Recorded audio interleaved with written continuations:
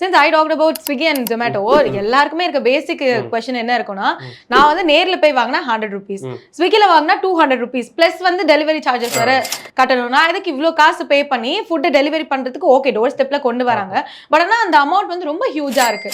அது என்ன எதுக்காக அந்த ரீசன்? அது எதுக்காக ரீசன்னா, ஃபார் எக்ஸாம்பிள் ஸ்விக்கி ஜொமேட்டோ எடுத்துக்கோங்க. அவங்களுக்கு வந்து ஒரு டீம் இருக்கு. ஓகேங்களா? அந்த டீமுக்கு வந்து அவங்க பே பண்ணணும். அதில் n number of people work பண்ணுறாங்க. ஃபார் எக்ஸாம்பிள் அந்த ஹோட்டல் என்ரோல்மெண்ட் அப்படி இன்னைக்கு மோர் தென் நம்ம சிட்டியில் எடுத்தோன்னா ஒரு thousands ஆஃப் ஹோட்டல் என்ரோல் ஆகிருப்பாங்க. அந்த என்ரோல்மெண்ட்டுக்கு ஒரு ஏரியாவுக்கு ஒரு ஜோன் மேனேஜர்ஸ் இருப்பாங்க. இவங்களுக்குலாம் பே பண்ணணும். ப்ளஸ் அவங்க வந்து அவங்க ஆப் ரன் பண்ணுறதுக்கு பே பண்ணணும். இந்த அப்ளிகேஷன் ரன் பண்ணுறதுக்கு முன்னாடி ஒரு டெக்னிக்கல் டீம் ஃபுல்லாக ஒர்க் பண்ணுவாங்க. ஸோ அவங்களுக்கு ரன் பண்ணணும். ஒரு சிட்டியில் ஒரு கார்ப்பரேட் ஆஃபீஸர்ஸ் இருக்கும்.